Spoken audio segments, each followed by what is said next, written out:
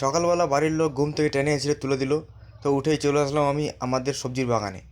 তো বন্ধুরা, সবাইকে শুভ মর্নিং। চলো শুরু করা যাক আজকের ফানি ব্লগ। এই দেখো বন্ধুরা, আমাদের এখানে শুধু সবজির বাগান। এটা হচ্ছে ঝিঙের বাগান, পটলের বাগান, আরও অনেক রকমের বাগান আছে। তো তার আগেই দেখো এখানে একটা ছোট্ট নদী। এই নদীর উৎসস্থলটাও তোমাদের দেখাবো। তার আগেই দেখে নাও ঝুলন্ত কার, হ্যাঁ কেবল গাড়ি, যেগুলো পাহাড়ি এলাকায় থাকে সেগুলো আমাদের এলাকাতেও আছে। তো আজকে বন্ধ আছে।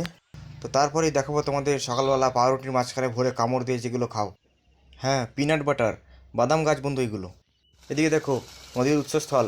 এটা প্রাকৃতিক নয়, পৃথিবীর বুক থেকে টেনে জলটাকে বার করা হচ্ছে। তো দেখো তারপরে আমি চলে যাচ্ছি সমুদ্রের পাড়ে। সমুদ্রের পাড়ে যাওয়ার আগে দেখে নেবো চারিদিকের ভিউটা। আমাদের এখানে এখন শুধু সবজিরই রাজত্ব। এখন মার্কেটের রাজত্ব করছে পটলদা, আমাদের এখানকার ডন। তারপরে সমুদ্রের পাড়ে গিয়েই দেখি পৃথিবীর সবথেকে বড় ঘাস তার লতাপাতা ঝুলিয়ে রেখেছে। তারপরেই দেখবো সেই গলা চুলকোনো গাছ। হ্যাঁ বন্ধুরা, এই দেখো সেই গলা চুলকোনো গাছ মানে কচু বাগান। আর এদিকে পটল বাগান। তারপরে দেখবো সমুদ্র। তো বন্ধুরা, সমুদ্র কোথায়? সমুদ্র তো শুকিয়ে সাহারা মরুভূমি হয়ে গেছে। তো বন্ধুরা, ততক্ষণে তোমরা লাইক কমেন্টটা করে দাও। আর যদি চ্যানেলে নতুন হও তাহলে অবশ্যই সাবস্ক্রাইব করে দিও এরকম নেচার ভিডিও দেখার জন্য।